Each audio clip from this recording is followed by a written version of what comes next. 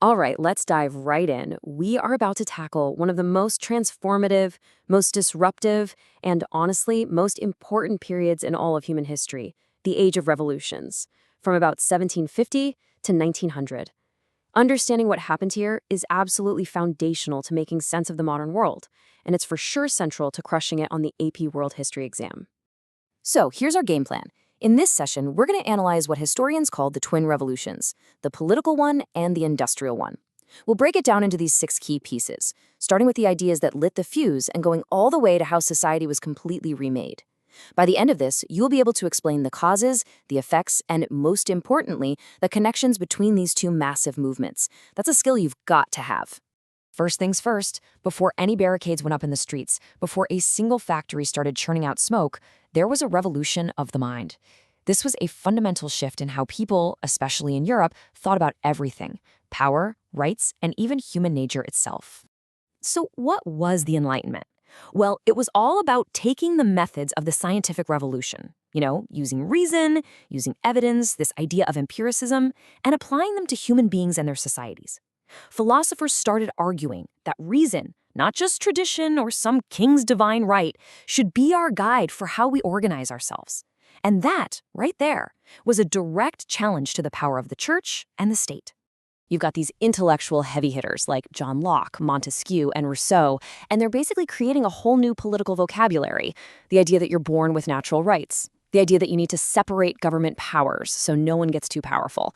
And maybe the biggest one of all, the idea that a government is only legitimate if the people agree to be governed, the social contract. These weren't just thoughts, they were weapons aimed right at the heart of absolute monarchy. Locke's words here just nail the core of this new way of thinking. The whole point of government, he's saying, isn't to control you, it's to protect and grow your freedom. I mean, think about that. That is a complete 180 from centuries of political thought that was all about obedience and control. But here's the million-dollar question, right? When these philosophers were talking about mankind and natural rights, who were they really talking about? Because while these ideas sounded universal, in practice they were anything but. Let's dig into who was left out, especially when it came to gender. So, what happens? You get these incredible women, these early feminists like Mary Wollstonecraft and Olympia de Gouges, who basically grab the Enlightenment's own rulebook and use it against the existing power structures. They argued, hey, if reason and natural rights are universal, then they have to apply to us too. This line of thinking leads directly to landmark moments like the Seneca Falls Conference, where women formally demanded the right to vote and to be treated as equals. Okay, so we've got the idea simmering. How do we get from these philosophical debates in fancy salons to people literally building barricades in the streets? This next part is all about tracing that path, seeing how these intellectual sparks caught fire and fueled revolutions all over the Atlantic. And suddenly, it's like a chain reaction. Boom, the American Revolution kicks off in 1776. Then, boom, the French Revolution in 1789. Then the Haitian Revolution, an incredibly important and radical slave revolt that creates a new nation. And then, a whole wave of independence movement sweeps across Latin America.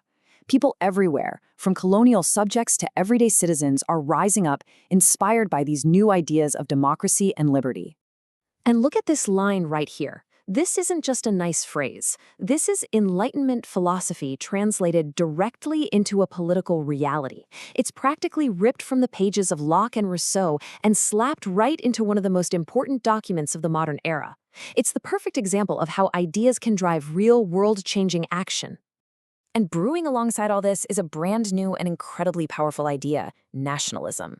It's this feeling of being part of a team, what's been called an imagined community. The idea that you share a deep connection with millions of people you'll never meet just because you share a language or a culture or a history. Now, this force could build new countries like it did in Germany and Italy, but it could also tear old ones apart, creating deep cracks in huge multi-ethnic empires like the Ottoman Empire. All right, let's hit pause for a second. This is a self-assessment moment. I want you to actually pause and try to name one specific nationalist movement from this era and tell me its main goal. Go on, give it a shot. Okay, you back? You might have thought of something like the propaganda movement in the Philippines, which was all about seeking reforms from Spain. Or maybe you thought about the unification of Germany under Bismarck, whose goal was to bring all these little German states together into one powerful nation. Both are great examples. Okay, let's shift gears, because happening at the exact same time as all of this political drama is the other twin revolution. And this one changes everything about how we work, how we live, where we live, and how we interact with the planet itself. This was the revolution in production. So, why Britain? Why did it all start on this one relatively small island? Well, it was kind of like a perfect storm of factors. They had tons of coal and iron, and they were located right next to each other. They had rivers and canals to move stuff around. Their farms were getting more productive, which meant you needed fewer farmers and had more people available for other work. Plus, they had laws protecting private property and a ton of capital from global trade just waiting to be invested. It was this unique combo that kicked everything off. And the technology just exploded. It all started with the steam engine, figuring out how to harness the incredible power of coal. That directly led to the factory system. Then, boom, a second industrial revolution hits in the later 1800s with huge advances in steel, chemicals, and electricity. And on top of all that, things like railroads and the telegraph completely changed the game, making the world feel smaller and more connected than ever before. But here's a super important point, especially for the AP exam.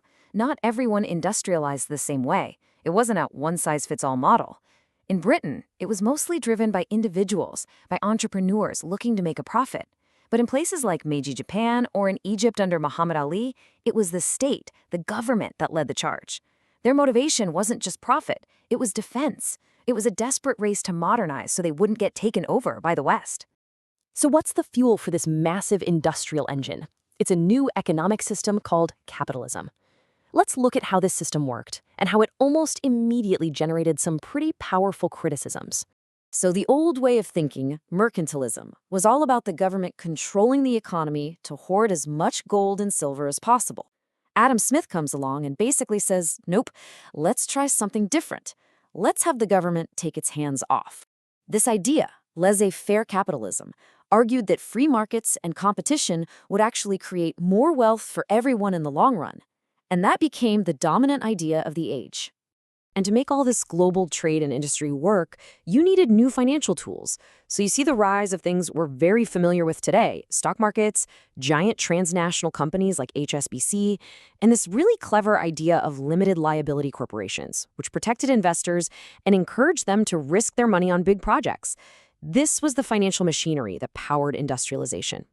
But, and this is a huge but, this system was creating incredible wealth, but also incredible inequality. And that led to a massive intellectual backlash, most famously from Karl Marx. He looked at the industrial world and said, this isn't progress, this is just a new form of class warfare.